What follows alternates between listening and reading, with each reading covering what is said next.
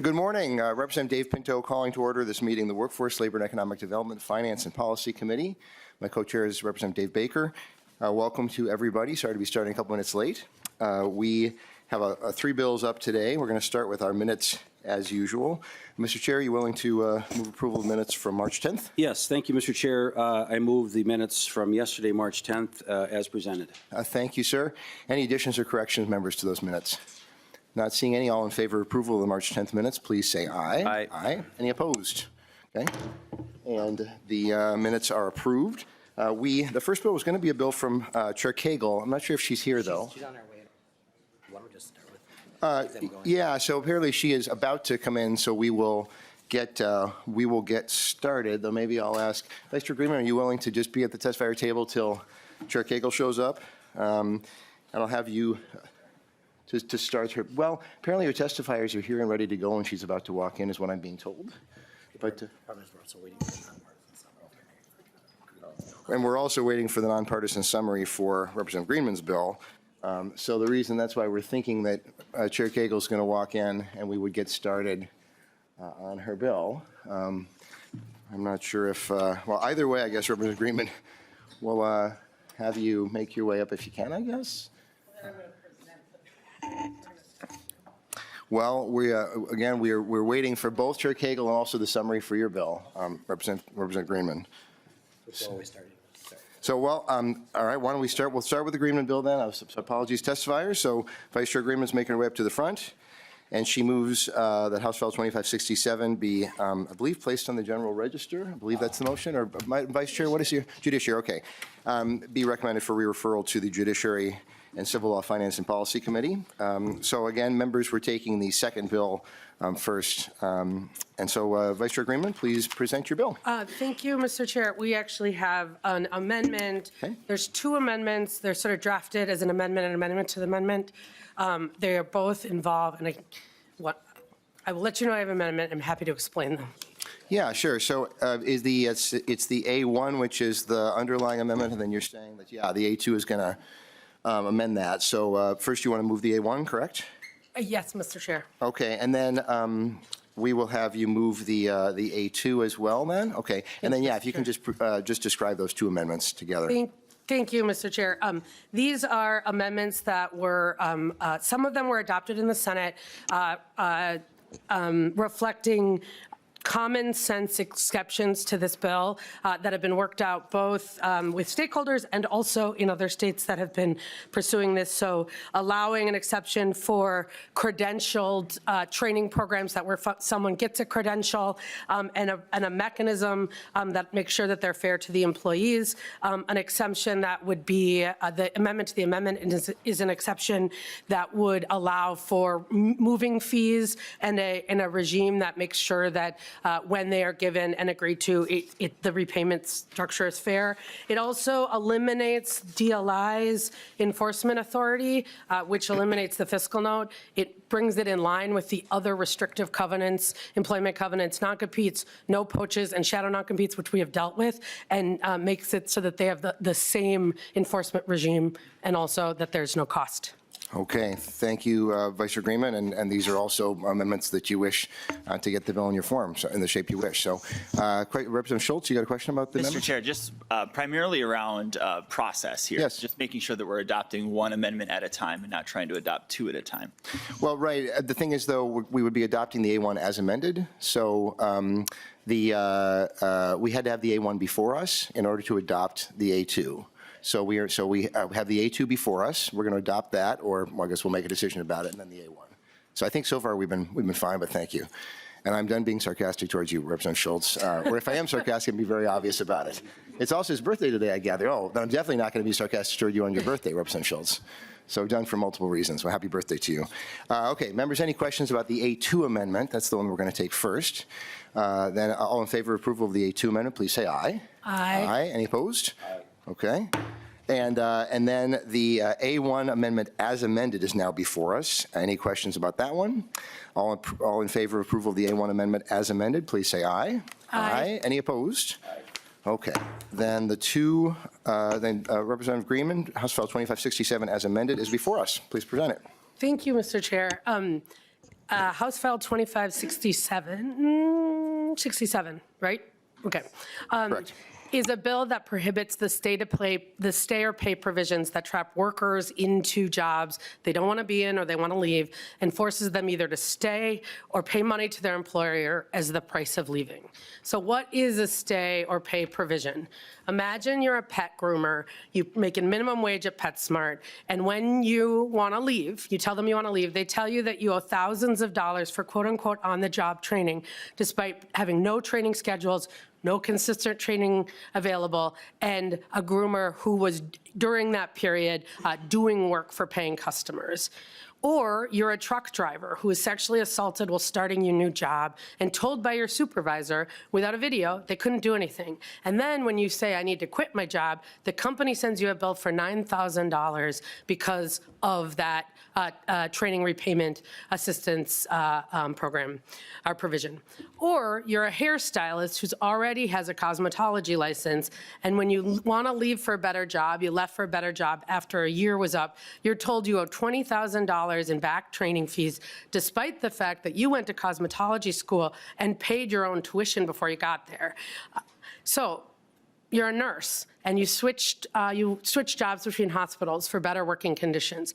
3 years later, you get a letter in the mail saying you still owe the previous hospital $5,000 plus attorney's fees, and it's unclear what training you ever received. You were a nurse before you went to that program, that school. And in nursing, and I think it's indicative to look at nursing like we look at the rest of our economy, these kinds of programs, these traps, as they're called, are increasingly common. Up to 45% of new nurses are bound by these agreements. It's an increasing practice, which also is more common in places where hospital markets are more consolidated. They have a higher level of consolidation, and they have more control over their labor market. Numerous reports suggest that hospitals with higher rates of unsafe working conditions and higher rates of unsafe patients use these agreements, often with payback amounts being between $5,000 and $50,000. The most common type of stay or pay contracts, as I said, are traps, training repayment agreement provisions. They are provisions that force folks into the condition of employment, so when you're signing your contract, and they use threats of debt collection or litigation to lock workers in place and limit their mobility and their bargaining power. And the training in question can oftentimes range from potentially preparation for a recognized credential to very basic company-specific training that is really just about training you on how to do your work that the company wants you to do. So think about the PetSmart or sandwich artist kind of training. And workers and it costs the workers, they have to repay oftentimes completely at the discretion of their employers. High interest rates, attorney's fees, and in some cases, the ability of employers to withhold final paychecks and retirement balances. Now, these kinds of provisions are not new, but they are increasingly growing, especially in low-wage low-wage work where folks don't have bargaining power. They are essentially creating a new wave of indentured servitude. These are especially in jobs that are disproportionately held by low-income folks, women, people of color, and as we discussed, nurses, EMTs, retail workers, construction workers, all of these industries we've seen these traps into. It's estimated that now 10% of all U.S. workers are bound by traps, and that's millions of workers in jobs across the country. And like their restrictive covenant cousins, non-competes, shadow non-competes, and no-poach agreements that we have spent a lot of time in this legislature and this committee talking about, these agreements reduce worker mobility and bargaining power and take away people's freedom in the labor market. So if you believe in a free labor market, you believe that one of the things that makes that provides a robust workforce is the ability to go to a different job, the ability to compete, and in some cases where there's high demand, compete for better wages and better working conditions, then traps are a real barrier to that. So these restrict workers, they restrict workers seeking better wages, working conditions, and they limit career trajectory growth, just like when we talked about non-competes. So recently, the FTC estimated that these clauses collectively deprive workers between $250 billion and $296 billion a year. The federal government, the FTC, was actually working on these like non-competes and everything else. They've been challenged by the same folks who probably submitted letters, which are the employers, the increasingly consolidated labor market, who want the power to lock their workers in place so they don't have to pay better wages and they don't have to worry about competing with their competitors. So these are bad for workers, they're bad for competition, they're bad for our markets. Let's end this practice, and I have some testifiers. Thank you, Representative Greenman. So there's 5 individuals testify. If Hannah Ford and Lindsay Lee can make your way to the front. I'm going to ask folks to keep your remarks limited to 2 minutes. I'll try not to cut you off, but if you really can limit yourself to that, we have quite a few people to testify. So do we have our first testifiers making their way up? Hannah Ford and Lindsay Lee? Okay, yeah. And our third testifier is going to be on Zoom, I gather, and so we'll be ready for that. Okay. So yeah, if Hannah Ford, if you can, once you get settled in, if you can identify yourself. Yeah. And again, asking folks to keep yourself just 2 minutes. Thank you.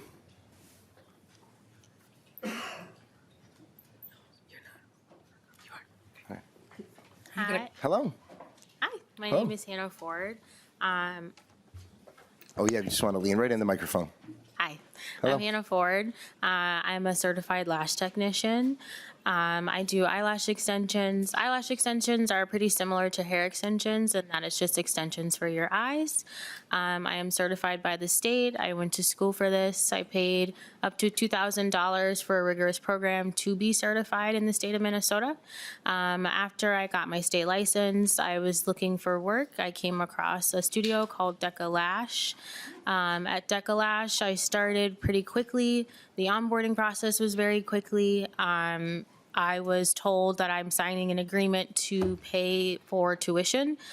We didn't really talk about it that much. We didn't really go into detail. I was just told to sign off in order to start working. Once I started, the quote-unquote training started. Training consisted of taking pictures of the work that I had done and sending it to an email chain to their trainer in New Jersey, I believe she was based out of. So there was no one-on-one hands-on training, no learning, no advancement. Their training did not include any additional certificates or I couldn't do anything with their training, no more than what I already had from the state. When I decided to part ways with them because I wasn't earning much money and like I said, there was no advancement. It just didn't make sense for me to stay. Once I decided to leave, they reached out to me later thereafter stating that I had owed them $3,000 for a training that I did not receive. I wasn't told when I had to pay it back. I was just told that I owed them. That was very overwhelming. $3,000 is a lot of money to pay at one time for something that I didn't get. I felt extremely trapped. I didn't really know what to do with that information or where to turn to. That's why it's super important for bills like the pay to stay to be passed to protect employees like me that were pretty blindsided by that. Thank you so much for sharing your experience. And I'm sorry you experienced that, but thanks for sharing it today. Appreciate it. Yeah. And Lindsay Lee, you're up now. I think I said the CA. Ms. Lee is here from the AG's office to answer questions if Okay. needed, but not to testify. Okay, great. All right, good. Glad to have you. In that case, we'll move to our testifier via Zoom, Chris Hicks. And so if you can please identify yourself once you're up. I'm hoping you can hear us. Yeah, can you hear me? Yes, we can hear you. Yep. And so you've heard the request to keep it to 2 minutes, and please proceed. And do identify yourself at the beginning. Thank you for the chance to testify today, Mr. Chair. My name is Chris Hicks. I'm a senior policy advisor at Protect Borrowers, a nonprofit policy organization focused on household and consumer debt. I'm based in Kansas City, Missouri. We're proud to support House File 2567. Increasingly, our investigations, reporting, and litigation have found that employers are requiring workers to pay a fee if they have the audacity to quit their jobs. The most common example are training repayment agreement provisions, better known as TRAPs, which you just heard about. TRAPs put workers on the hook for thousands of dollars in debt to repay employers for their so-called training costs if they leave their job before a fixed period of time. TRAPs let these businesses use the threat of debt collection or litigation to lock workers in place, limiting their mobility and bargaining power and leaving leveraging crushing financial penalties if a worker does dare to leave. Traps gained national attention 3 years ago when a former PetSmart worker sued the company, alleging that PetSmart was trapping workers, often earning minimum wage, in stressful and grueling positions or requiring them to pay $5,000 if they quit. These terms not only block employees from pursuing higher paying jobs, but can prevent workers from leaving to pursue higher education, starting a new business, or even taking care of a loved one. For the vast majority of workers, the threat of debt becomes a form of modern-day indentured servitude, trapping them in jobs with low wages and bad working conditions. In other types of stay-or-pay contracts, employers have demanded that departing employees pay them the cost of their replacement salary, liquidated damages, costs related to immigration, or even lost profits. Immigration and visa fees used by third-party healthcare staffing agencies and hospitals have come under great scrutiny in particular. Consider the story of Jane Ingen. She started working as a nurse at a skilled nursing facility, and when she did so, she was assigned 20 to 25 patients at a time and spent each shift praying that she wouldn't make mistakes. After 5 months, Ms. Ingen decided that the toll of chronic understaffing was taking on her mental health was too great, so she gave her notice. A week after her final shift, the company sued her for $100,000, claiming breach of contract, fraud, and expenses related to immigration visa and other costs. These nurses are forced to work under conditions that no American wants to work in and threatened with massive penalties if they try to quit. These contracts create dangerous conditions for Minnesota healthcare patients and line the pockets of companies undercutting American workers. We also see stay-or-pay contracts used in aviation, technology, transportation, among other industries. This bill would protect workers' ability to leave a job without penalty, benefiting workers and honest businesses across Minnesota. I applaud the sponsors and legislators for taking up this issue. Thank you for the chance to testify, and I'd be happy to answer any questions. And thanks for your testimony. I appreciate it. If we can have the final two testifiers make your way up, we'll need to have some space made for them up there. You just wait in the front if you can. So Lauren Schothorst and Dalton Danielson.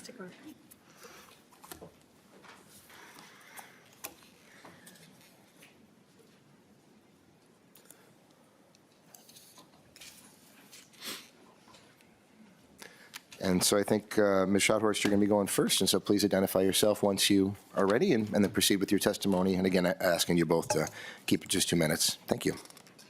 Good morning, Mr. Chair and members of the committee. My name is Lauren Schothorst, and I'm the Director of Workplace Management and Workforce Development Policy for the Minnesota Chamber of Commerce, a statewide business organization representing 6,300 businesses and more than 500,000 employees across the state. A majority of our members are small to mid-sized businesses. The Chamber appreciates the opportunity to testify in opposition to House File 2567, legislation seeking to prohibit employees and employers from entering into written agreements or contracts that stipulate an employee pay back an employer a certain sum of money if the employee leaves the employment before the passage of a stated amount of time for certain costs or reimbursements. These types of employee retention mechanisms are fairly common and vary, as you've heard. They include anything from relocation agreements and sign-on bonuses to retention bonuses and tuition reimbursement programs. Beyond that, you'll find employer-supported professional certifications, immigration assistance, and employee loans as opportunities that employers have made available to their employees in exchange for a reasonable term of service. There is nothing unconscionable about this, nor should it be against public policy. It is reasonable to expect a return on this type of discretionary employer investment in employee development, support, and training portfolios. Despite some examples shared today, these agreements, when done properly, can be generally mutually beneficial. A blanket prohibition on these types of agreements where this bill started negatively impacts employees, as employers simply won't make these agreements available anymore. We appreciate that the amendment seems to contemplate some exceptions and thank the author for offering it, but it doesn't go nearly far enough or address our issues with the bill to change our position at this time. Industries across Minnesota's diverse economy are experiencing several troubling trends, including high costs and steep increases in regulation and business mandates on workplaces that are already heavily regulated in Minnesota. Minnesota's employers and employees are counting on lawmakers to work towards an agenda for economic growth and making Minnesota's economy stronger, more vibrant, and more viable. Instead of reducing costs or making it easier for Minnesota businesses to remain competitive, this bill takes the opposite approach. Because it will impede Minnesota's business competitiveness, we respectfully encourage a no vote on this bill today. Thank you, Mr. Chair. Thank you for your testimony. Thanks for being here. And then finally, Mr. Danielson. Yeah. Good morning, Committee Chair Pinto. Thank you for the opportunity to testify. My name is Dalton Danielson, Fiscal Policy Director with the Minnesota Business Partnership.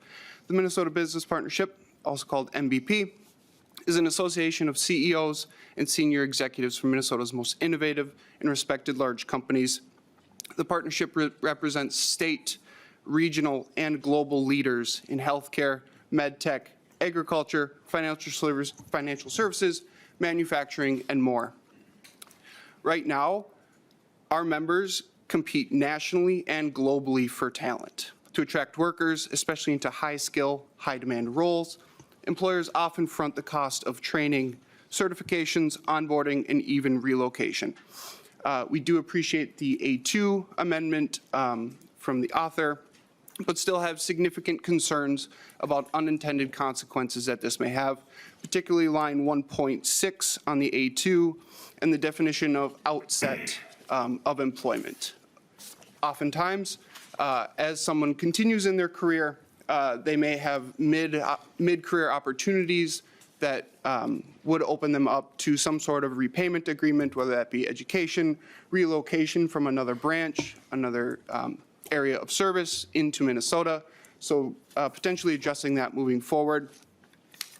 Overall, the result of this will not be more opportunity, it will be less. And so as we look at investing in our employees, keeping options on the table, and as the chamber mentioned, when these agreements are agreed to, clear terms, they are useful tools for our employers to attract and retain the best talent here in Minnesota. I will also, for the record, respectfully yet unequivocally disagree that the trap mentioned by testifiers is the standard in these agreements. Our companies take a great deal of care in respecting their employees and creating great workplaces for them. And so these agreements moving forward are important for our businesses. So thank you, Mr. Chair. And thank you for your testimony. Thanks for being here. Is there anybody else, member of the public in the room who wishes to testify on the bill? And not seeing any, so we will close testimony and then moving to member discussion and questions. Members, Representative Schultz. Thank you, Mr. Chair. Representative Greenman, good morning. Good morning. Thank you Happy for bringing birthday. a bill that is so fun to discuss this morning on my birthday. It's appreciated. And I just wanted to start by just asking a very broad and simple question. Why would we want the government to insert ourselves into this private contract? Representative Greenman. I think what you heard from the employer representatives is about power. They talked about useful tools for employers. They talked about discretionary for the employers. I think anybody here who talks to an employee who is working in a big company, especially a low-wage worker, does not hear about how they have their lawyers negotiating their contracts. These are contracts that are put in front of employees. Oftentimes, you get the minimum wage job or the middle-class job, you sign it or you don't. So when we talk about an unequal bargaining power, I think it's incumbent on us to ensure that we're protecting workers and we're protecting employees who don't have the corporate structure and increasingly consolidated corporate structure to demand any term they want and exploit workers and prevent them from leaving their jobs. Representative Schultz. Thank you, Mr. Chair. Representative Greenman, as a reminder to us, we have a relatively low unemployment rate, and we actually have more jobs available in Minnesota than there are employees seeking work right now, which is a good thing. And so I'm curious, just along the same line, how we really need to insert ourselves into this discussion when there are options for employees or people seeking work to go to another employer. As has been mentioned, fortunately to this point, we still do have many major businesses, Fortune 500 companies, headquarter economy businesses here in Minnesota, and that gives employees the chance to go find other work, potentially even in their field. I look at this and I'm curious as to why we would need to do this when there is choice in the marketplace today as to where people can work. But switching gears slightly, Mr. Chair and Representative Greenman, can you tell us what spaces, what industries, or whom was exempted from this bill through your amendments? If you could name them for us, please. Representative Greenman. Thank you, and I want to respond to the first point you made because I think you made my point for me.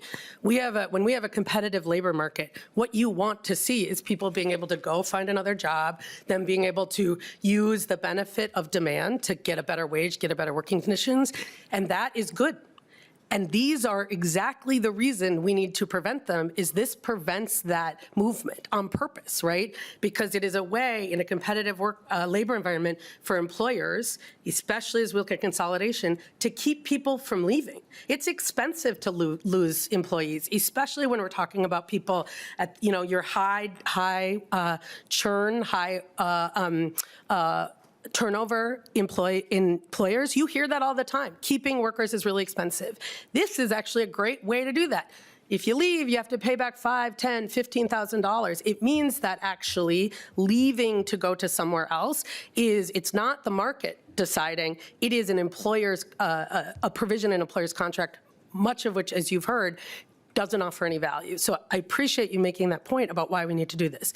When we talk about and how we created these exceptions, what we were looking for is when you are doing something like an apprenticeship program or a certification program that leads to a credential that is of value to the worker, right? Not a credential that says you're training, PetSmart is training people on how they want you to do their job, or an eyelash technician is being trained on how Deca Lash wants to present their company. These are things, an apprenticeship program, a college degree, a certification that you don't go in having that you end up with. Those are all things that are of value to the worker. They're also of value to the employer. And that's why we crafted this, is to say that in those places, it has to be fair. There's a structure of you have to actually have a fair way to repay. A lot of these, if you look at these traps, a lot of what you'll see is that they're not actually based on anything other than what the employer says, $10,000, $5,000, they're a round number.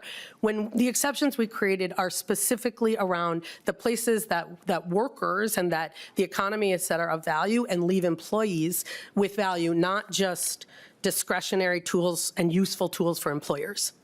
Representative Schultz, back to you.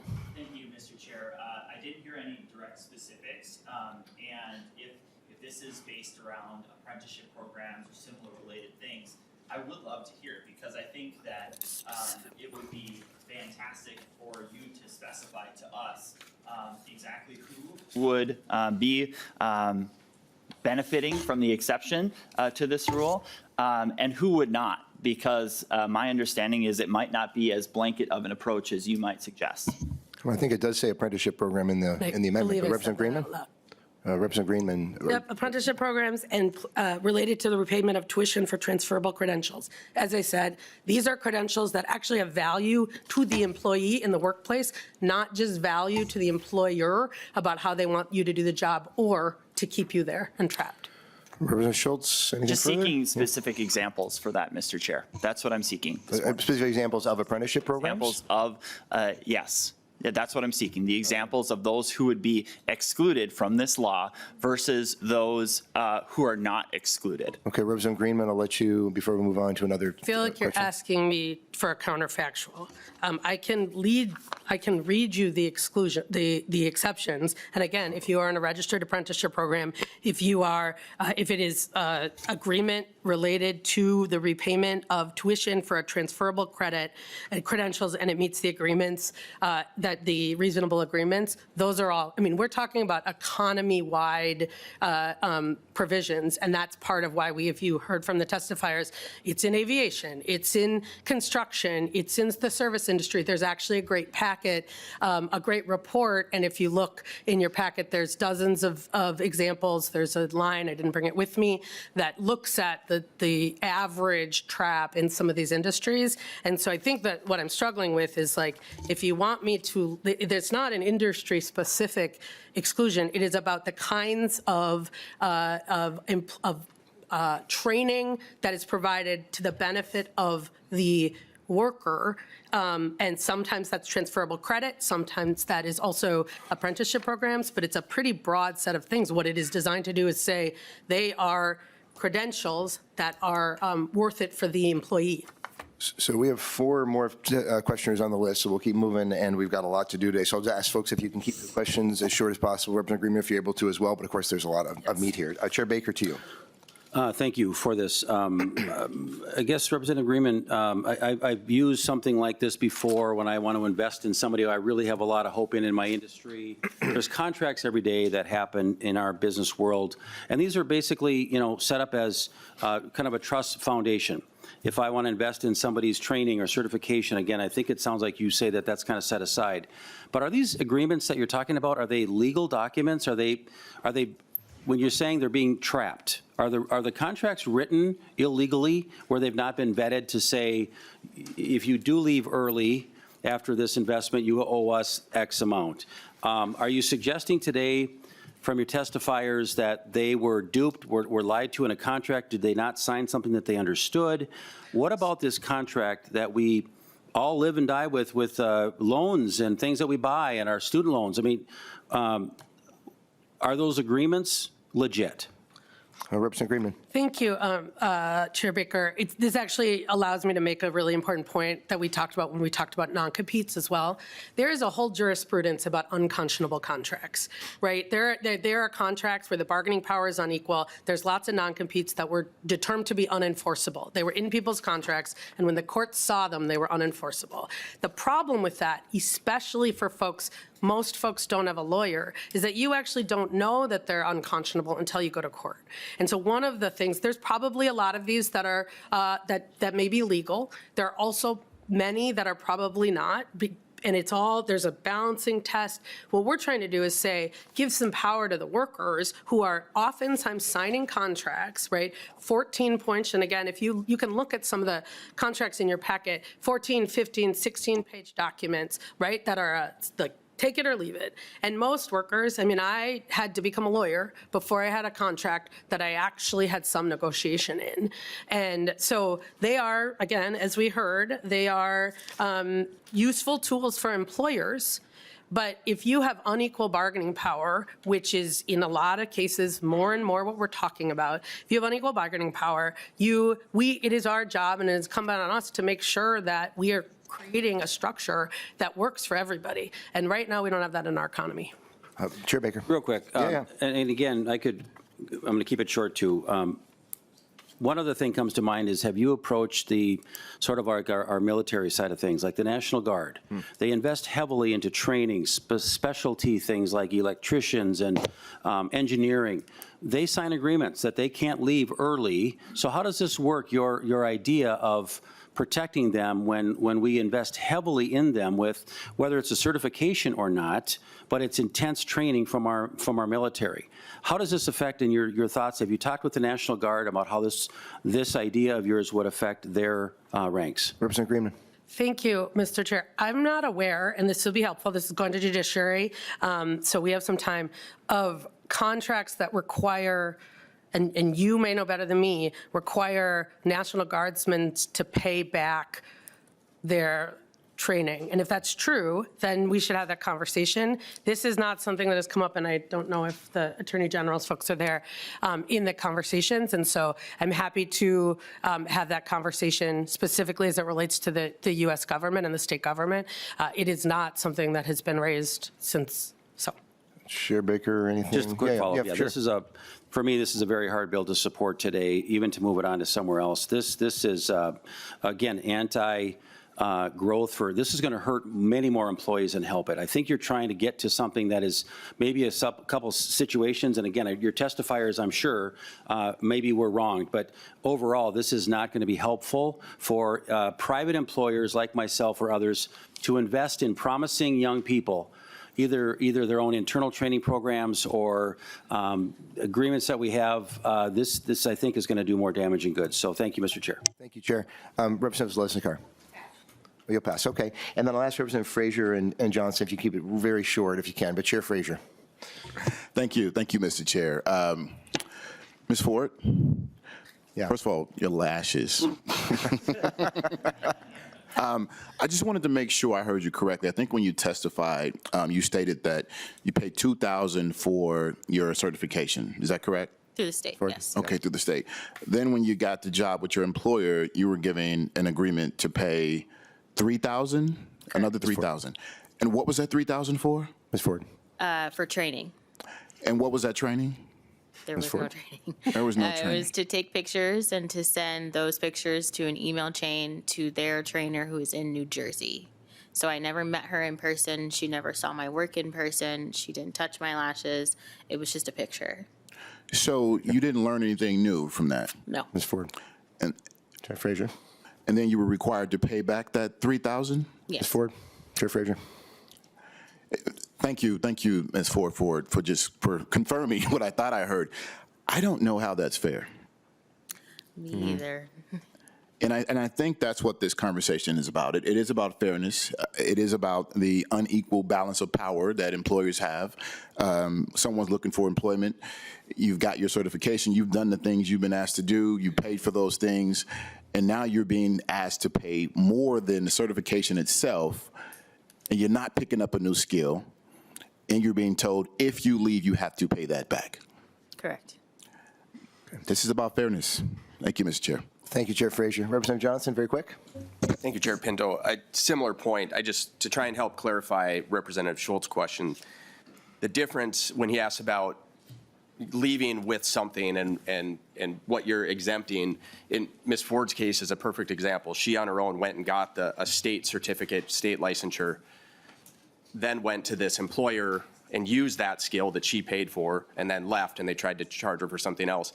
Now, if this was different where she came in with zero experience and that business paid her to get the state licensure, then with your amendment, they in theory could come back and get that because it is a transferable benefit that she can take on to other places where she came in with nothing, got a certificate that is recognized not just by one company, but by the state. And then she could use that to build a business, she could use that to move on, but that's not the case here. So I just try and give a real world example of a testifier we have in how that amendment would change things. Thank you, Representative Johnson. And Representative Bakeberg, very quick. Very quick. Thank you, Mr. Chair. I'm looking at the A1 amendment, line 1.17, and then I'm also looking at the underlying bill for the definitions. So I see it, and I think this goes into Representative Johnson and Representative Frazier, the term transferable credit. I don't see a definition for transferable credit. So I think that's adding to confusion and frankly concern from my perspective. So can you define what transferable credit is? Representative Greenman. Thank you, Mr. Chair. And we took this from a set of other states who have been working on this. I think that it says transferable credential. And what that means, I think, is a credential or license. I think if you're interested, we could absolutely, I'm for definitions, add a definition, or if there's an opportunity to just cross-reference. The point is, and I think that this is what both Ms. Ford and Representative Frazier make, is getting something, a credential, a license, a degree that then allows you to take it somewhere else, that is of value to both the employer and employee. And that's why it's a transferable credential. And I think transferable is the key word. Okay. Hopefully that covers it. Representative Bakeberg. Quickly, Yeah, thank you. very quick. I should have read it quicker or closer, but I think that's the definitions matter. Yesterday when I met with AFSCME, we talked about a number of topics, and that was one of the key things that we talked about, that definitions matter. So we need to have it right before we pass legislation. Thank you. Thank you so much. And Representative Greenman, if you can keep it very short in your closing. Thank you. And I think all I will say is this is about a level playing field.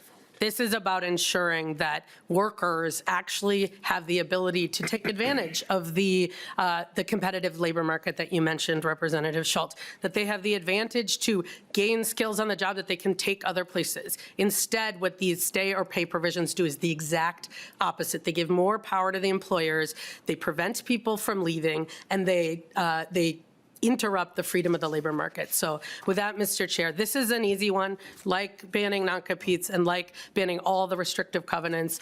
This is something we should do there's a lot more employees out there than there are employers. And this is actually, with the amendments, a really good compromise. It allows the employers to invest and incentivize while making sure that it's fair for the employees. Representative Schultz, you have a process question? Just asking for a roll call. Roll call has been requested. There will be one.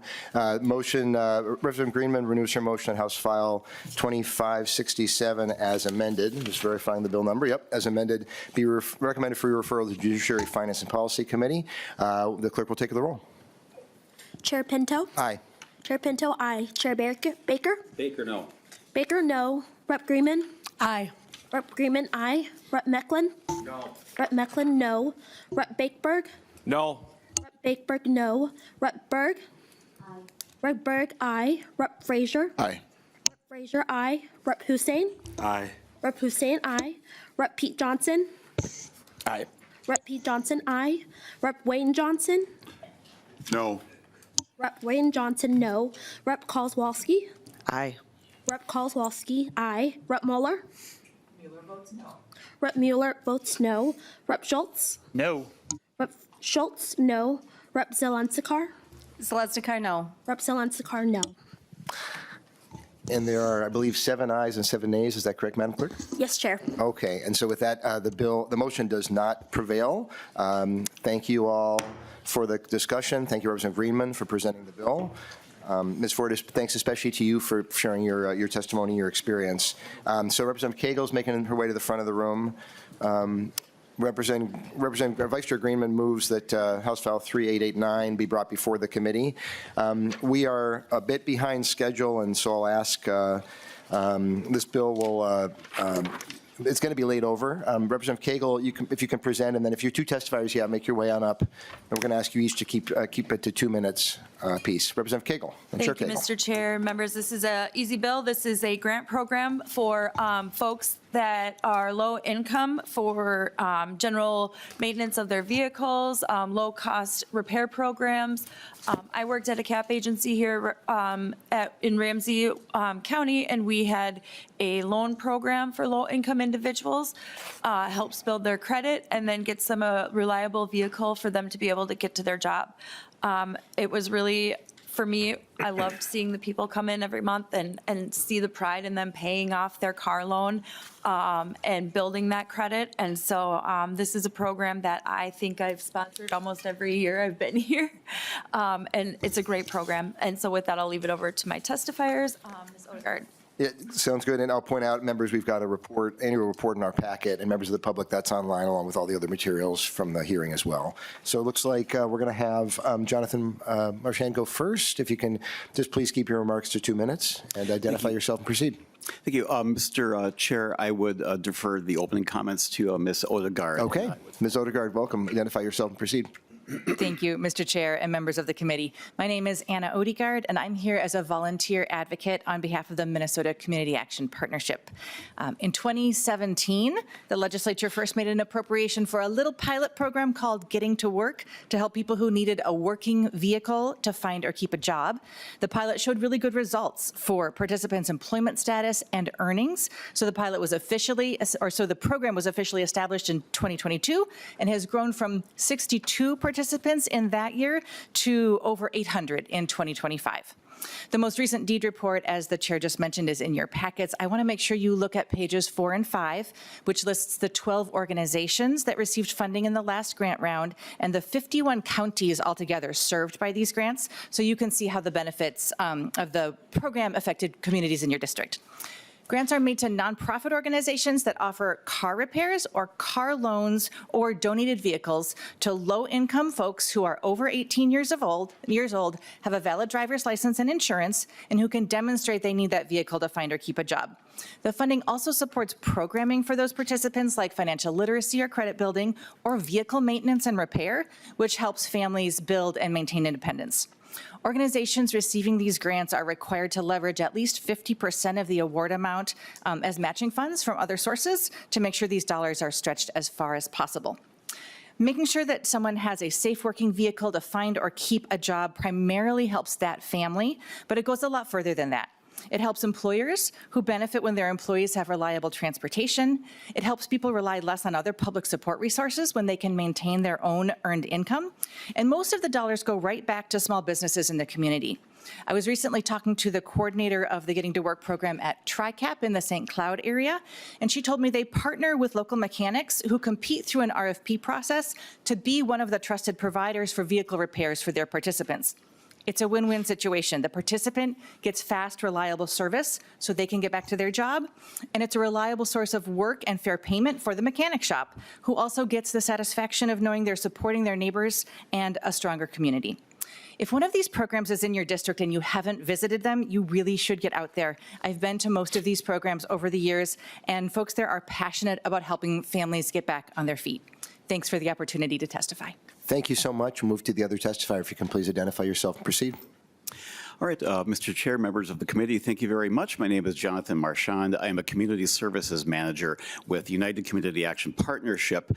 We work in a 9-county area of rural Minnesota that is encompassed by Economic Development Regions 6E, 8, and 9, and we have some service overlap within Pipestone, Nobles, and Rock County as well.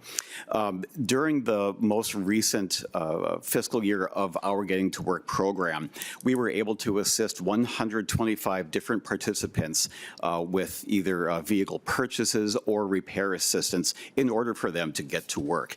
That was an incredible success rate for us. There is a rigorous screening for eligibility, so we make sure that everybody that's going to be participating does indeed meet the minimum criteria. There is documentation to back up those participants, and when you look at the rural area that we're at, it's on average, you're looking at sometimes a half-hour commute from home to work. Rural Minnesota is a little quaint where we get to measure distance and time still. But when you look at the workforce support that we had with this, a lot of our folks are still working low-wage jobs, not quite meeting that living wage. And when times are tight, we often look at how do we cut costs. A lot of that is deferred maintenance of vehicles until it's a point where it really takes a large amount of repair.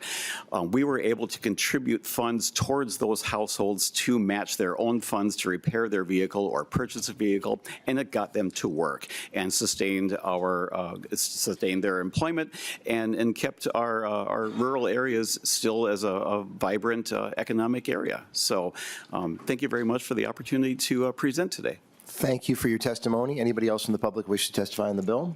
Not seeing any, so we'll close testimony. Member discussion and questions, and Chair Baker, you're up first, sir. Thank you, Mr. Chair, and I thank you for coming. Good to see you, John. And John is from my district. He works really hard on this program. I know firsthand this is a good one. Representative Koegel, can you tell me, we had the checkbook open last year. Why didn't we hear this maybe then, or did we just not get enough? Can you give me some background? We don't have those funds like we had before. Maybe Anna can take this too, but why are we here this year when it's a little bit more challenging for us to find the dollars to do this? Chair Koegel, or? Thank you, Mr. Chair. Well, we funded it in 2023, but the need is really, there's a huge need out there for this program.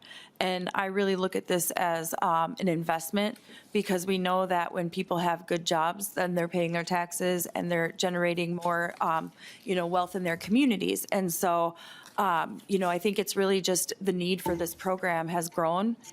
And we want to make sure that we're investing in our folks so that we can, help them, give them a hand up and help them, get out of, work their way up into middle income. And Yep. I think Chair Baker, yeah. I think you're sort of asking, wasn't there last year, Chair Baker? It's all about the program. It's good. It's just I wish we were here last year when we had an easier time maybe to find some dollars. But that's beyond the point. My last question, Mr. Chair, this may be to Mr. Marchand. When you hand over the keys to somebody, I bet that's a great feeling. Do you have them? I mean, is there an agreement that you ask from them to say you have to have a job? You can't go sell the car in a week. Is there some kind of an agreement, a contract, because we're talking about contracts today. This is important for me to understand. When you do something like this for somebody to give them a hand up, are there stipulations with that? Mr. Marchand. Mr. Chair, committee members, thank you for the question. When we are working with consumers, and especially those that are receiving a vehicle from us, say from our Helping People Get Their program, they sign what is called a charitable interest lien. And that says that they cannot sell the vehicle for a period of 1 year. And they sign that contract. It goes into their file, and there's also a stipulation that if the vehicle is ever involved in any sort of illegal activity, or if they have a serious moving violation, like a driving when impaired, that vehicle is taken back by the agency. Knock on wood, I've never had to actually enforce that provision. But our consumers understand that. And, you know, at the period of 1 year, the asset is truly theirs. If they want to continue to repair it and keep it, kind of depending on the quality of the vehicle, they certainly may. If they use it as an asset towards trading up towards a little higher quality vehicle, that's also an option for them. But yes, to answer your question, there is an agreement in writing with the consumer that says that for that period of a year, you need to retain this vehicle. So, Chair Baker? Mr. Chair, yeah, and final. So if they did sell it in 3 months, do you have any reclaim to that? Are you just out? Or is there an attorney you're going to go to get the car? Tell me, because we're talking about that today in this committee. What is your ability to protect yourself and the donations and the state dollars that we're asking for to protect those kind of things from people that are not going to follow the rules and the agreements that they send into? Mr. Marchand. Mr. Chair, a very, very good question. We really rely on just kind of maintain contact with the consumer, checking in at 6 months, checking in at 8 and 10 and 12, and saying, how is work going? This is a longitudinal, period of contact with them, and determining if they have, indeed sold that asset. I've never found myself in a position to have to take that back. So we are really just in a period, a position of just establishing where they're at with their employment, and making sure that they have the resources that they need. But I do understand your position, and I see where there could be. Chair Baker, Thank you, Mr. Marchand. Again, it's about the discussions today about agreements and should we follow through with them. And this is a great program, don't get me wrong. I support it. I don't think you could do the program like you're doing it without that kind of an agreement. So I hope that folks aren't trying to change the whole rules and the whole bill and the whole concept, because we might have a couple of bad players out there. So, Brent, appreciate this, and thank you for the discussion. Thank you, Chair. Representative Schultz. Thank you, Mr. Chair, and Representative Koegel and the testifiers. I've been reviewing this report, which is helpful for us. First off, the question would be, under the legislative history of this program, it says that this could provide for an individual to receive a new motor vehicle by gift, sale, or lease. Question would be, have any new vehicles been given to participants of this program? Chair Koegel. Thank you, Mr. Chair. Well, I know in our CAP agency, there was a cap of how much they could borrow. So it was, at that time, which was a while ago, $6,000. And so if they could find a brand new vehicle for $6,000, I'm sure that would be on the table, but maybe I'll hand it over to one of my testifiers. Yeah, and we do need to keep things moving, so we keep the answer pretty short if you can. Do either of you know, Mr. Marchand or Ms. Odegaard, answer to the question? Ms. Odegaard, maybe, or Mr. Marchand, okay. Very good. Mr. Chair, Mr. Schultz, the vehicles that I can speak for United Community Action are gently used vehicles. For a while, our bread and butter were kind of the late 90s, early 2000s Buicks that you know what I'm talking about. Okay. Yep. Cheap to maintain, reliable vehicles, good mileage that gets people to work. But those are the vehicles that we receive on donation. We recondition and repair it. Okay. Sounds like the answer is no then in terms of new vehicles. Yes. Yeah. Representative Schultz. Thank you, Mr. Chair. So then the next question, just simply based upon the report, is to look at the results of this program and to scrutinize them effectively.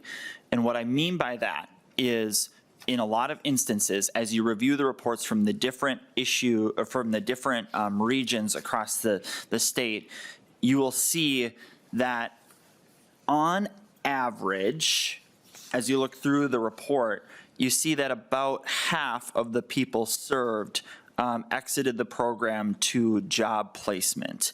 And I'm curious for us as we consider this program, if that is a metric that the legislature would support, and anything you want to add to that to just kind of help us understand if we are truly achieving the mission as designed by the statute.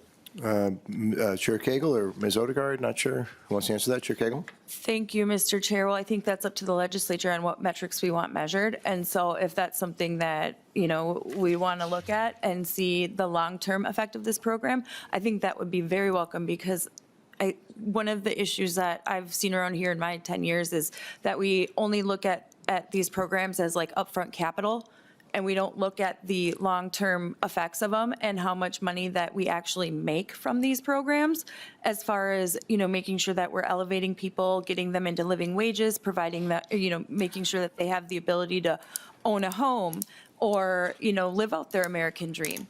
And, and that's what the American dream is, own a home, have a picket fence, a car, a family. And, right now that's just kind of the deck stacked against the workers. And so, really anything we can do to give them a hand up is going to be good. Good. We really do need to wrap up. So Representative Schultz, maybe you can connect with the agency and with Chair Koegel further about those program outcomes. And just one note that I want to provide is this feels like a great example of a program where there's a clear legislative goal. Chair Baker and I have been talking a lot about program structure. I know that in grant structure, we have a clear goal. Funds get out. We have a report. We can look at it, as Representative Schultz is saying, to see then how the program is working. And that seems like a good thing to do. We'll have to see what funds there are, but certainly the goal here is great, and we'll dive some more into the details. So, Chair Koegel, to your bill to wrap up. Thank you, Mr. Chair. This is a great program. I want to kind of go back to Representative Baker's point about the contract that these people are entering into. I think the difference here between something like this and the bill that Representative Greenman was talking about is the transparency in the language. When people sign these contracts with these CAP agencies, they actually know what they're signing. And these guys make it very clear what is expected of them. And so I think that's just, they want to make sure that their clients succeed where, we just need to make sure that we have as much transparency built into the system. And so with that, I really appreciate, hearing this bill. It's a wonderful program that means a lot to my heart. And I hope somebody will carry the mantle when I leave. So thank you. Thank you, Chair Koegel. Thanks to your testifiers. The chair lays over House File 3889 for possible inclusion in the budget bill. I'll ask Representative Berg to make her way to the front. I think Representative Hussain may be joining you. And Representative Berg moves House File 3878 to bring that before the committee.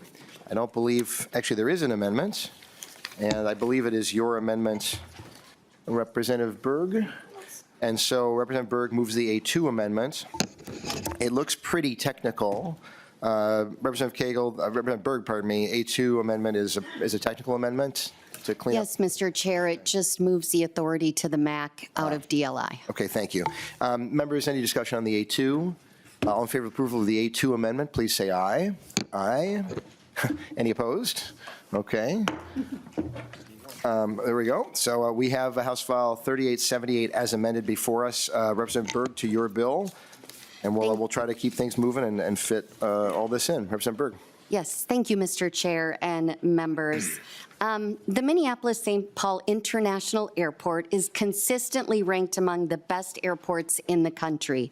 That reputation is built on the workers who clean the terminals late at night, assist passengers, prepare food, and keep the airport running every day. These are the workers that make my job possible.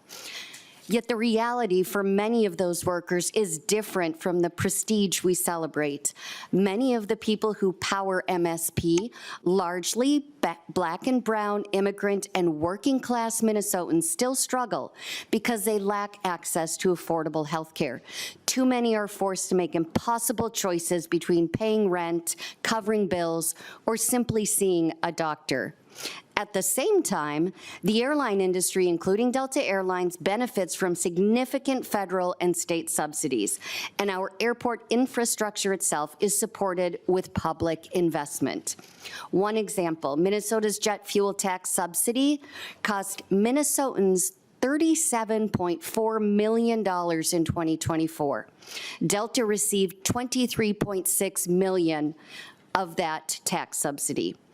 The airport is operated by the Metropolitan Airports Commission, or the MAC, a powerful public authority that rightly takes pride in the national awards and recognition MSP receives.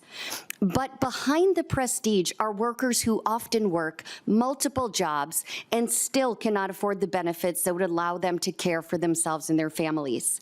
These workers have been patient for years. They have tried to raise these issues directly with the airport leadership, but meaningful action has not followed, and promises to these workers have been broken.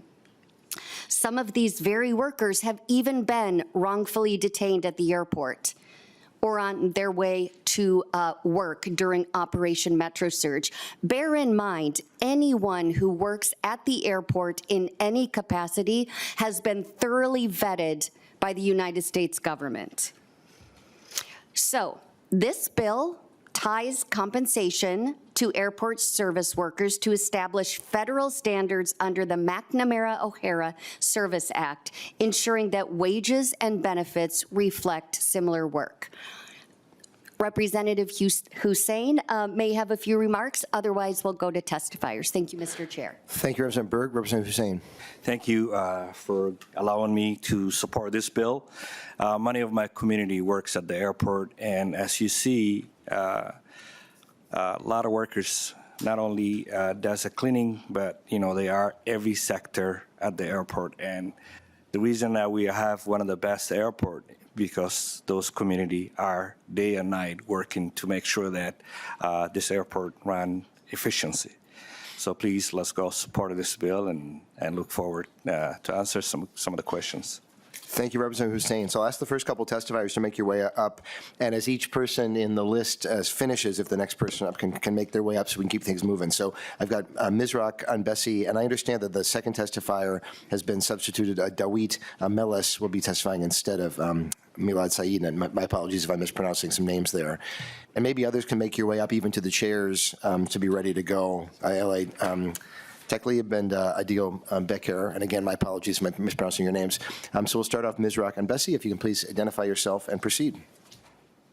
Good morning. My name is. Yeah, let's get the microphone. Yeah, good, perfect. Right into that microphone. My name is Mizrak Anbesi. You read it correctly, thank you. Good, and yeah. I'm a passenger service assistant at the Minneapolis-St. Paul International Airport.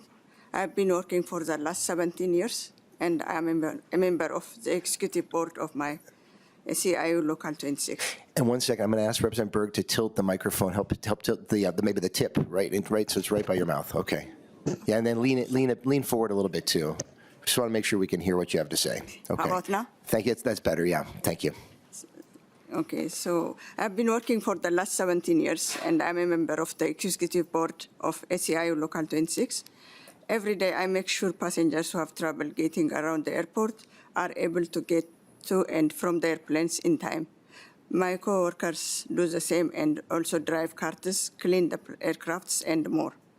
I've been pushing for improvement for the workers who keep the airport running because everything is expensive. As we know, rent is expensive, food is expensive, but we hear how much the airport makes, how much money the airport makes, but we don't get nothing out of it. People are forced to have roommates to be able to afford their rent, but the airport wins awards to make that much money, while we are not sharing this. So we are also facing healthcare crisis at this time, because many workers have lost their healthcare from the government, the affordable healthcare from government, but no access now. So some of my coworkers are forced to go out of the country to find a cheaper health service because it's not possible to afford it here. So we have tried to get the airport and our employees to do right, but they keep saying, no, we need your help or we are going to lose good employees and that will hurt the airport that all Minnesotans use for our travel. You can help us. We know other airports have done this and it has helped make sure good people are working to support passengers and that workers can provide for ourselves and our families. please stand with the Minneapolis Simple Airport workers who are trying to ensure that our airport can continue to thrive. Thank you. And thank you for coming here, and thanks for sharing your testimony. We appreciate it. As we have the second testifier begin, if we can have the third testifier make your way up to the other seat. And please, to the second testifier, if you can please identify yourself and proceed. And yeah, make sure you get right into that microphone. Thank you. I'm ready, Susan.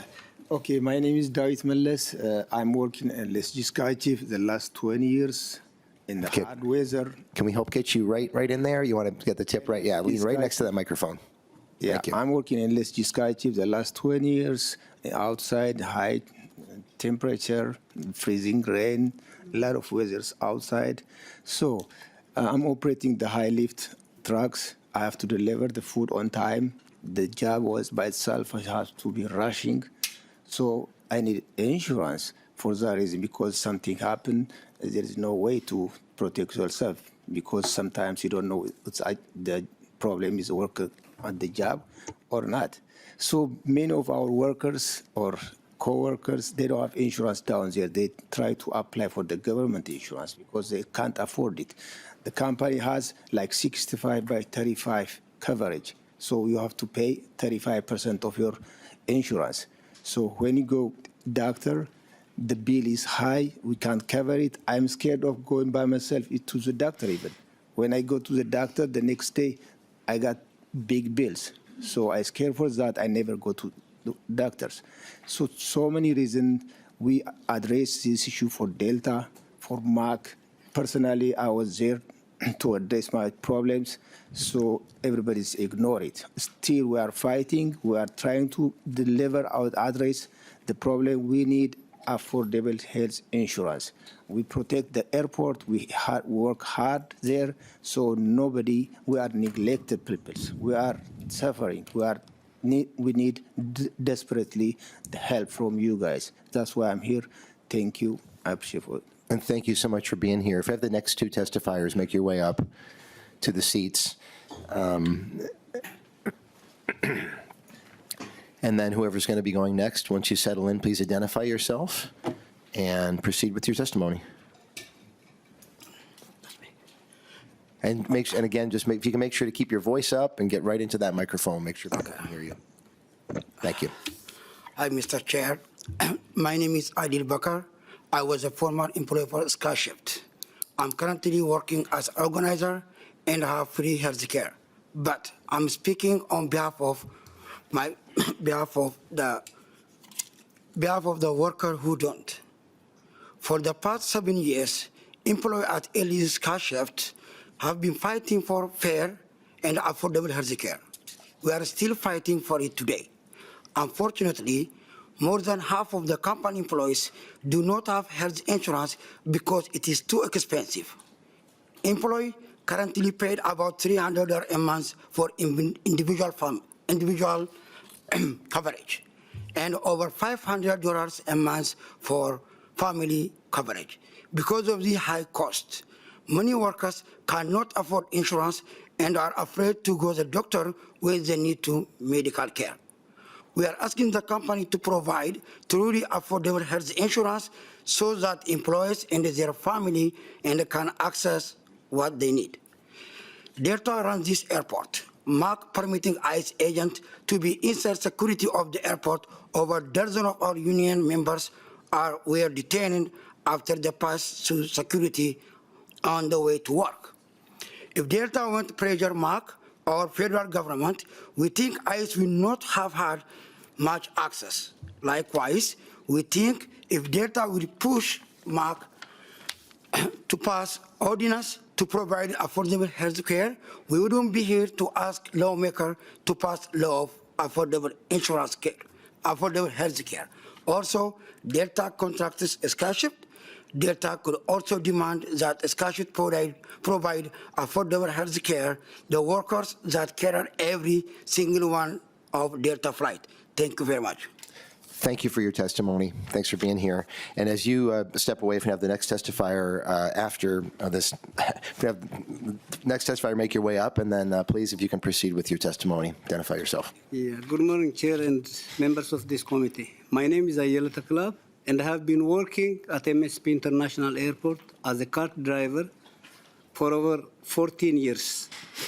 And I am a proud member of SEIU Local 26. Our union has over 1,000 workers at MSP, the majority of whom are immigrants, who assist passengers and airlines as car drivers, airplane cleaners, wheelchair agents, bag runners, and many more. We keep things moving smoothly to help all of you get where you are going. Ensure MSP can win all the awards they win. And we also help to make all the massive profits for the airlines operating here at MSP International Airport. But we are here today because we employees aren't getting what we deserve. We won't be able to recruit or keep good workers if things do not change. And that would be bad for our award-winning airport. We all know that everything in life has gone up over the last few years. Many of my coworkers, including myself at the airport, have kids, and we talk all the time about how much it costs us to provide for our families. Many airport workers have in the past relied on government health care for our families, especially kids. But now, many of us don't have access to that, meaning we don't afford any care for ourselves or our families. We are facing so much stress, especially this year, with people being taken by ICE, even though they are legally resided here. Everything feels hard, and we just want to be able to do our job assisting passengers and be able to pay our bills and afford our health care. It is wrong and unreasonable that the airport has so far refused act on this. But today, I'm thankful you are having this hearing and working to make sure the people who make MSP run smoothly can provide for our families. It is clear that nothing could happen at MSP International Airport without us, but you wouldn't know how we have been treated. We'll need to have you wrap up if you can, sir. We have Sorry. been pushing this change for years, and we need action. We all want the airport to succeed.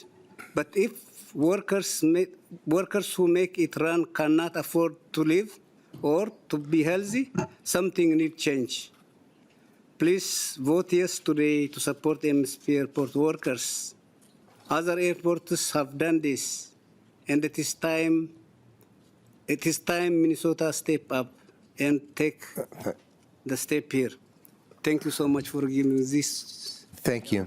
Thank you so much. Okay, and as you step away, if we have the following testifier, make you up to the front. But please, sir, if you can please identify yourself and proceed. All right. I'm Nick Benson. Professionally, I own and operate a small business that does commercial flight data analytics, but lately I've been spending a lot of time at the airport at MSP, volunteering with Minnesota 5051, leading a team of volunteer observers who've been monitoring ICE air deportation flights. I've personally witnessed dozens of these flights loading at MSP and have counted thousands of shackled people hobbling up the steps to take one last look at Minnesota, their home, before they're shipped off to a detention facility.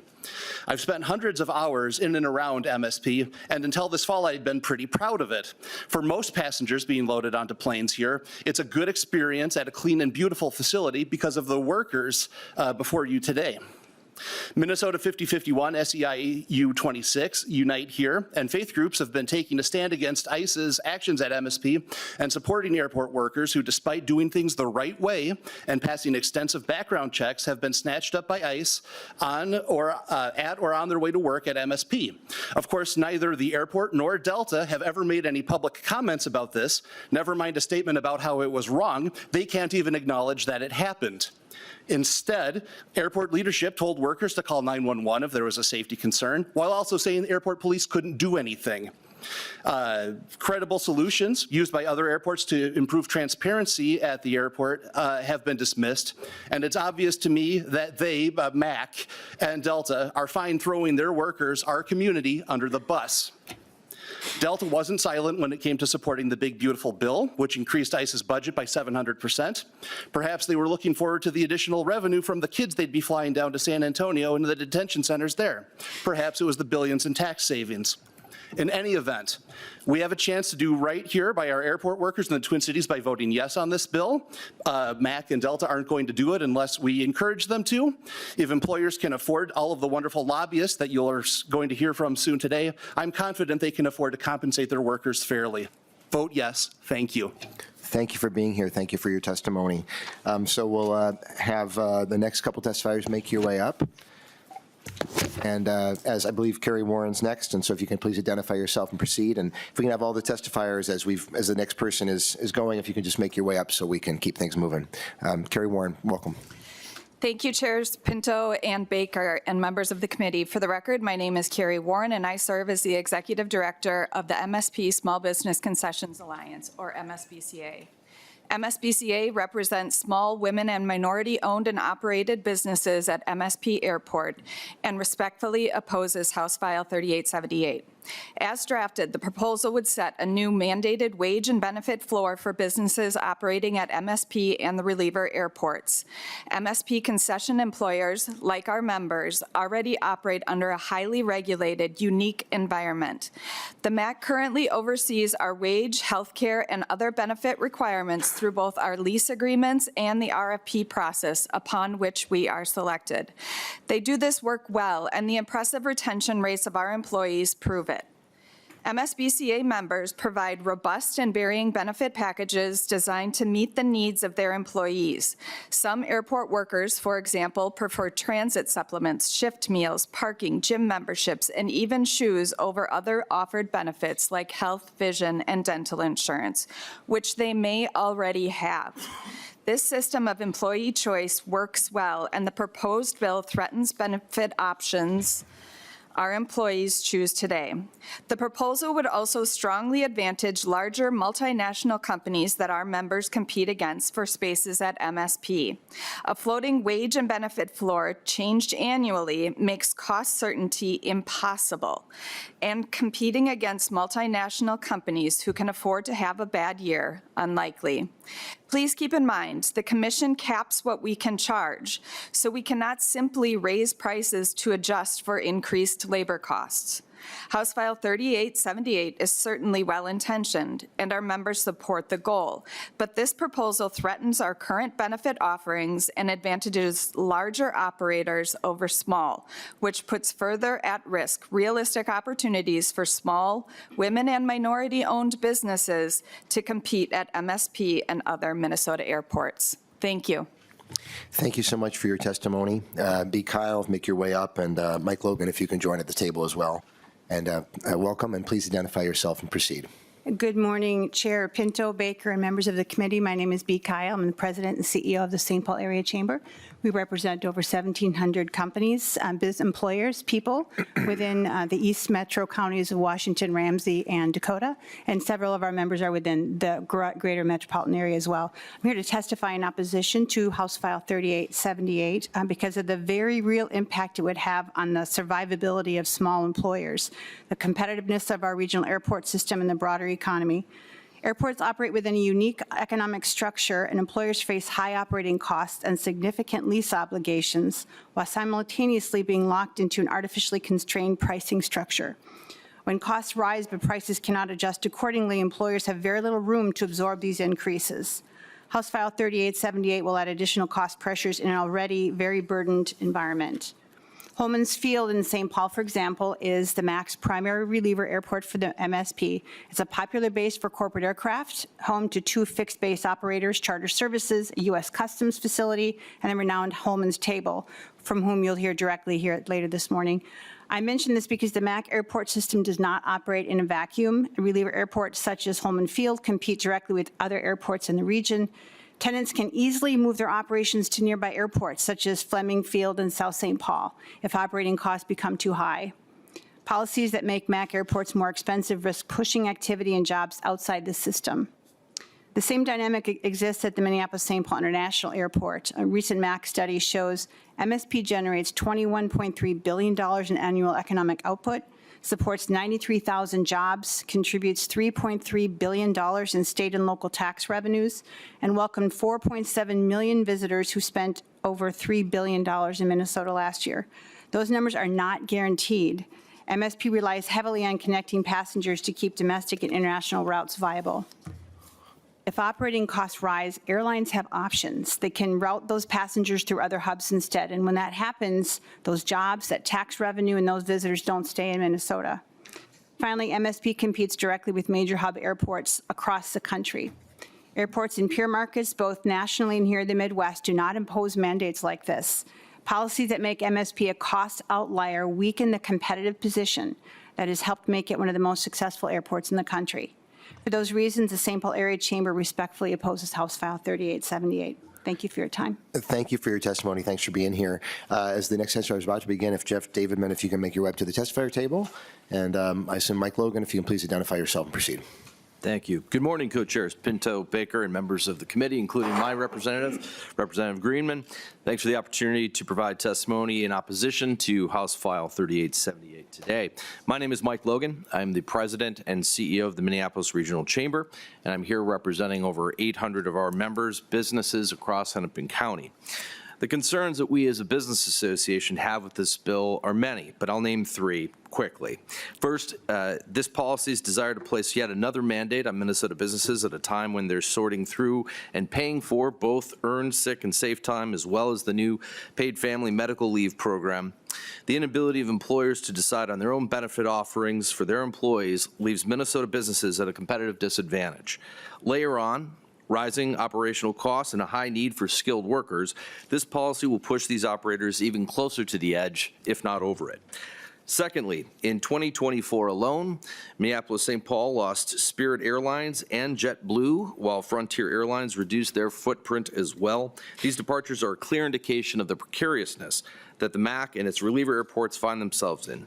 Even interstate competitiveness will be affected, as this bill is oddly exclusive to simply MAC properties, leaving some operators the option to merely move shop to a non-affected airport such as South St. Paul or even New Richmond. Scope further out the regional competitiveness between the Twin Cities and our peer cities, which B and I study a lot, such as Detroit, Denver, Salt Lake City, or Chicago, all of which have not seen this type of policy pass. Moving ahead with this bill would assuredly put MSP behind, and we could certainly see vendor departures across the MAC system. Third, and lastly, as a chamber, we're very concerned that this bill is less about affordable health care and more about special interests that will put the MAC facilities on an island in a competitive market. The last time this bill was introduced in 2024, the focus was to make sure that SEIU represented employees and their represented employees had affordable health insurance. Ironically, since that time, a new four-year contract has seen that health care premiums will drop by 30% during the contract. So instead of putting the burden on employers, we should be seeking to continue to lower the cost of actual care. Again, thank you for the time today to provide my testimony, and I hope that we at the Chamber can count on your no vote for this bill today. Thank you. Thank you so much. And if Troy Redding can make your way to the front, Jeff Davidman, welcome, and please identify yourself and proceed. Yeah, good morning, Mr. Chair and members of the committee. For the record, my name is Jeff Davidman with Delta Airlines. I do appreciate the chance to be able to testify today. So Mike mentioned that this bill was here in 2024. This bill looks different this time, so just a quick overview of how we read it is that this bill now requires all employers at all MAC airports to follow the rules and regulations that are outlined in this. And so that would have an impact on the health insurance that Delta provides to our over 7,000 employees at MSP. Delta's success is rooted in the shared belief that taking care of our people empowers them to provide industry-leading care to our customers. Our success is 100% due to our incredible employees.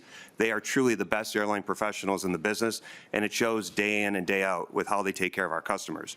To attract and retain professionals in the world, Delta has the best compensation and benefits package in the airline industry, such as industry-leading compensation, including shared rewards, which is a monthly award that we provide to our employees, as well as industry-leading profit sharing.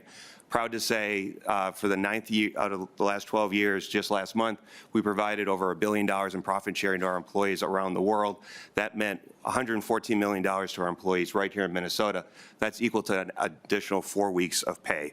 We have comprehensive health coverage, including medical, dental, vision, plus family planning support, 401k with matching contributions, caregiving support, and much more that I don't have the time to outline today. These are just some of the examples of how Delta takes care of its employees, which has led Delta being named one of the top employers in the world by multiple organizations in the last 12 months that ask directly to our employees how we're doing. That includes Glassdoor, Fortune, Forbes, and People. With this background, I wanted to highlight the concerns with this bill as it applies, as I said, to all employees at the 7 MAC airports, including MSP. 5 years ago, Delta Airlines became the first airline to hire a chief health officer. The goal of this team is to elevate the health, the well-being of Delta employees and their families through benefits, resources, and services. Our team has done surveys, focus groups, one-on-one review, qualitative reviews, and other exercises with employees to better understand the needs of our employees when it comes to health care and to create a set of health and well-being benefits and offerings for Delta's employees that address their needs. One of our realizations is that there is not a one-plan-fits-all approach that works for 100,000 employees around the world. Therefore, we have to put together a variety of different choices that employees can choose from that best fit their needs and their families' needs. We provide these options because we engage directly with our employees to hear their concerns and provide options that work the best for them. And this is a continuous process. And I'll need to have you wrap up, I'm afraid, Yes, if you sir. can. Thanks. I share all this background because even with all that work that we do and all the benefits that we provide to our employees, Delta's health insurance would not qualify, would not meet the requirements in this bill. If we were be required to comply with this legislation, it would add significant costs. And based on the work that we've done internally on this issue, we don't think it would provide a better care for our Delta employees. Thank you, Mr. Chair. Thank you very much. And if the last testifier make your way to the front as Troy Redding, welcome to you. Please identify yourself and proceed. Thank you, Chair Pinto, Chair Baker. Good morning, members. My name is Troy Redding, and I own and operate Holman's Table at Holman Field in St. Paul.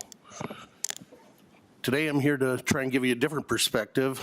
I want to share my concerns about House File 3878, which would impact and quite, in fact, jeopardize my ability to continue to operate my business and continue to employ 55 people who work for me.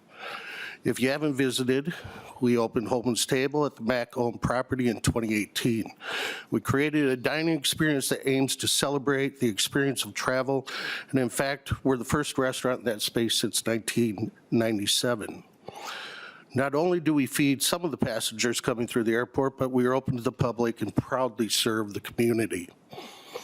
This legislation concerns me because of the unanticipated costs associated with this bill. I independently own and operate Holman's Table and currently are subject to St. Paul wage requirements. It is important to take care of our workers. I'm proud of the wages, benefits, and opportunities that I offer our employees. In addition to the newly mandated ESST and PMLF, I also offer medical, dental, vision insurance, fully paid mental health benefits, and a company match 401k program. To put it bluntly, this legislation would cause me to stop operating this business on the MAC property. When I take a hard look at my industry, we are struggling right now and are focused on keeping our doors open to serve the community and provide jobs. Restaurants across the Twin Cities are facing challenges worse than COVID, many of us down more than 50% over the past quarter. With decimated sales over the past few months, skyrocketing food costs, and ever-increasing mandated labor costs, it is virtually impossible to continue to operate. Another one-size-fits-all mandate on independently owned businesses just because they operate on MAC property is simply wrong. It is time to understand that small businesses need help, not mandates, to enable us to continue to care for our employees. I am asking you to oppose House File 3878 and happy for questions. Thank you. Thank you so much. And then their final testifier, please identify yourself and proceed. Michael Lawrence. Thank you, Mr. Chair. I'm the general manager of Premier Jet Center. We're a privately owned small business at the Flying Cloud Airport, Eden Prairie. Flying Cloud Airport is a MAC, Metropolitan Airports Commission airport. We do not operate aircraft. We're a service center. We provide ground service for people who own and operate aircraft. Basically, we're a full-service gas station for airplanes. We employ many entry-level team members who are students in high school and college. Through internships and apprenticeships while they're pursuing careers in the aviation industry, giving them experience and networking opportunities. To be clear, passage of this bill would eliminate those jobs and end that program. We compete with airports throughout the state and throughout the country. Every aircraft that comes to our facility comes from another airport, and they don't need to buy fuel from us. So this bill would put it as a competitive disadvantage, not only within the state, but throughout the country.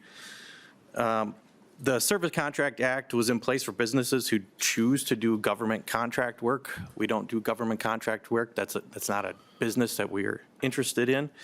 And so I question why we should be singled out over other Minnesota businesses at other airports throughout the state, like Duluth, Rochester, St. Cloud, Brainerd, Bemidji, simply because we're on a MAC airport. Why should we be treated differently than any other Minnesota business in general that provides a service? Thank you. Thank you so much. That's the final testifier signed up in advance. And then any member of the public wishes to testify? Not seeing any, so we'll close testimony. Representative Schultz, you're up first. Thank you, Mr. Chair. Just based upon the testimony, Representative Berg, this seems like a very broad piece of legislation, impacts a lot of folks. Surprised in part, I know that we've heard this bill before in previous sessions, but surprised that we're still looking at one that encompasses multiple different airports rather than tailoring it potentially more towards MSP.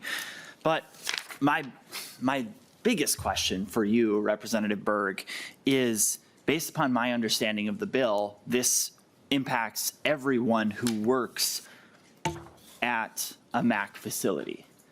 And my question for you, Representative Berg, is doesn't this impact you personally?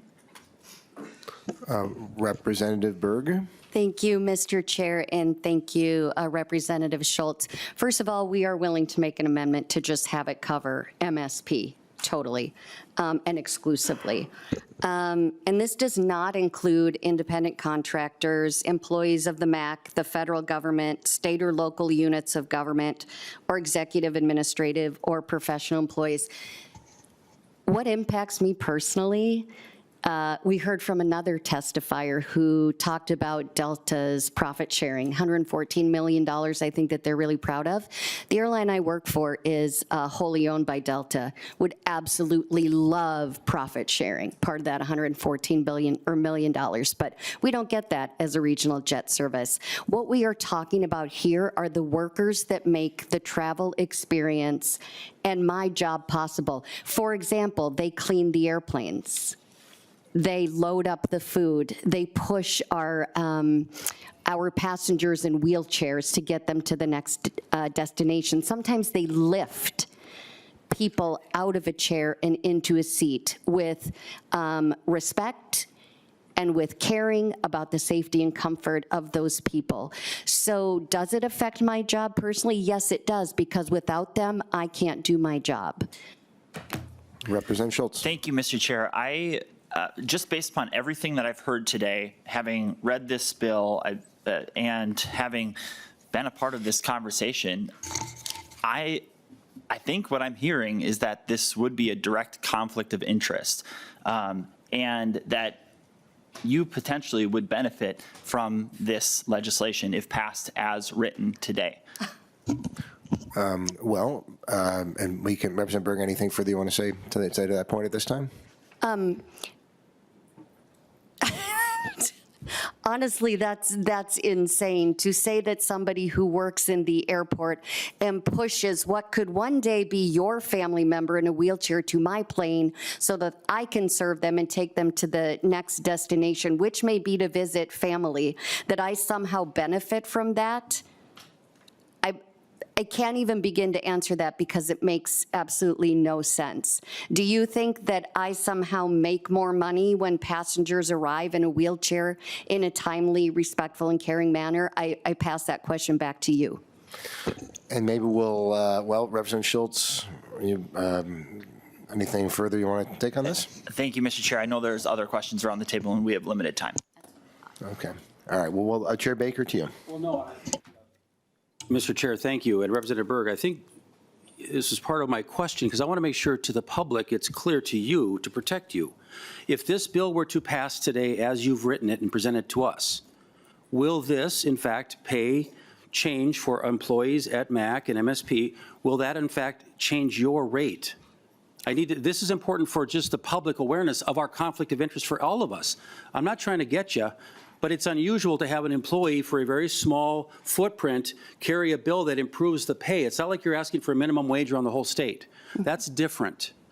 Just to get the clarity of this, is that in fact going to happen? If this bill were to pass, would your rate change? Representative Berg. Thank you, Mr. Chair, and thank you, Co-Chair Baker. I'm paid by an airline called Endeavor Air, wholly owned by Delta. These workers are not paid by Delta Airlines or Endeavor Air. What we are, there is absolutely zero correlation. I am not necessarily authoring this bill as a flight attendant, although that is my job. I am authoring this bill because I've spent 2.5 decades fighting for workers, and I will never stop. And to say I somehow would personally benefit from this, as if you need clarification, is offensive. We are talking about workers who do not have health care, but who also have sometimes dangerous jobs depending on the weather elements or if equipment malfunctions. Look, I enjoy shoes, but I need health care. I don't even understand that one, but great. If you are married to somebody who has great health care, amazing. These are not the experiences of the workers we're talking about. We are centering the workers in this conversation, not my pay rate. Mr. Chair, Baker, again, I think this is important. And again, I want to make sure I thank the employees that are working so hard at MSP to make our airline terminals so amazing. I also want to thank the companies that invest so much money to make us what we are. So thank you for that. To answer the question, though, Representative Berg, it's either yes or no. Because we all care about conflict of interest. We all are branded by an elected official status that we have. When people come forward and it affects them personally, usually they step aside and let somebody else carry the bill. It's important for us, for transparency, which we all care about here. If this passed, would it or would it not affect your pay? We should know that, so we just understand it. That's my final question. Yes or no, please. Thank you. Representative Berg. Thank you, Chair Pinto. No, I don't know how to explain it any better that I am not paid by the same entity that they are paid by. I am fighting for workers. I am not increasing my pay. There is no correlation financially between this bill and what I do. The correlation is these workers make MSP run. So your gotcha question is ridiculous. Okay. We are not paid by the same company. What this does is advance the rights of workers. It does nothing to advance anything that I do. But the employees at Holman Field, Mr. Chair, Holman Field and others don't work for the airline either. So I just want to make sure on the record, you've had a chance to explain it. You're not going to answer the question. I just want to make sure that we are all on this. So thank you. Mr. Chair, it's been asked and answered, no. So Representative Greenman, to you. Thank you, Mr. Chair, and thank you, Representative Berg. If you had read the bill, if you look at 2.24 and you look at covered airport or related location workers, means any person employed to perform work at a covered employee, at least half the time of the employee's time during any work week is performed at the covered airport. Flight attendants don't spend half their time or more at the covered airport. And the fact that you would make that accusation without reading the bill or asking nonpartisan staff, to me, is indicative. I don't think it's just about Representative Berg. I think it's you don't actually want to ask or listen to the workers who are here and just spent 20 minutes telling us about their work. Ad hominem attacks on our members do not change the fact that we have workers at our airports who, in the last 3 months, it's been tough on everyone. We've heard about businesses. It certainly has been tough on our black and brown workers, and the last few years have been. And so when we want to talk about the policy issues affecting us, one, let's be schooled in the bill. But two, let's actually address and respond to and listen to the workers. I feel like all too often, this becomes a conversation about employers. And when workers come up, we distrust them, we ask if they're violating their contract, we ask if they're gonna use the car for some illicit purpose. But we assume that workers are out, that employers, everything they do and anything that they do is inherently in the interest of everybody. And we know that's not true. We hear it from workers. So just thank you, Representative Berg. I used to represent the airport and the MAC. These workers, many of them have been fighting for years, not just for themselves, but for everybody in their community and their industry. And so at least we owe the dignity to address and respond to their stories and their concerns. This is a great bill. At some point soon, we should pass it, and I hope you'll do it with us. Representative Hussain, to you. Thank you for bringing this bill. And we're tight on time, just a reminder. Thank you. Say it again? I said just we're tight on time, but I want to make All sure right, you get a thank you chance to very speak. much for allowing me. And I just want to share personal information. I used to work at the airport. I used to be 20 years ago, and this job was not easy. If airport get delayed, it's a peer pressure that you're cleaning the job. I mean, you have to running to one airplane to another airplane, and with no benefit, with no time off, with no health care. And we was the one making sure that Delta would not get any delay. And we were cleaning the airport, and we were cleaning the airplanes and making sure that food is in there, napkins in there, all the equipment, safety box, you name it. And the many people that was working is an immigrant, and still is. And those people are coming here for dignity and asking for fair wage and health care so they can continue and take care of their healthy and take care of their families. And I don't see why we should not support this bill. Our airport workers do important jobs every day to keep our airport safe and run well. This bill helps make sure that they receive a fair wage and affordable health care. Also, they can take care of themselves and they can take care of their family members. The job that they do is not an easy job. It's a timely, seconds. You have to be in and out within less than 15 minutes or maybe 5 minutes so that airplane cannot be delayed. Multiple people.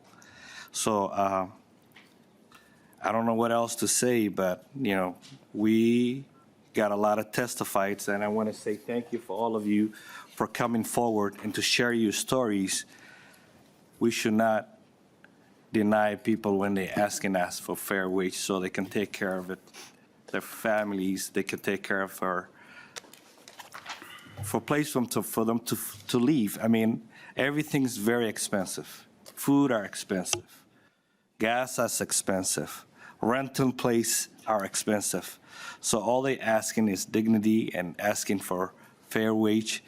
This bill will transform for those people that came forward and asking for support. So shame on for those people that not supporting. I mean, Delta making billions of dollars of those people that are working day and night. We used to run zero blow, mine is outside, making sure that this has been taken care of so they can keep flying throughout the 50 states. I'm very emotional. After 20 years, or over 2 decades, people still asking the same thing that they keep coming back to this committee and asking for fair wage so they can take care of their loved ones. Thank you very much. Thank you, Representative Hussain, and thank you, Representative Berg. I represent the district right across from the airport and have many folks who work there and my constituents and working incredibly hard. This bill's going to be laid over for now to allow some more further conversation, but I expect it to come back up. Hold on a second, though. Representative Berg, you get the final word.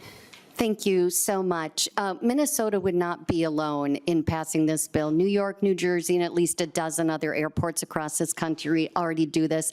I think Rep. Hussein did a great job of closing remarks, but I will say this.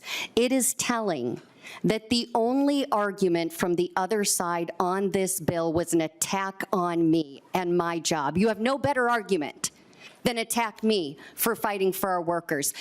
Pilots are excluded. Flight attendants are excluded. The only time I spend in the airport is walking to and from a plane and maybe a break. That is not 50% of my time on the job.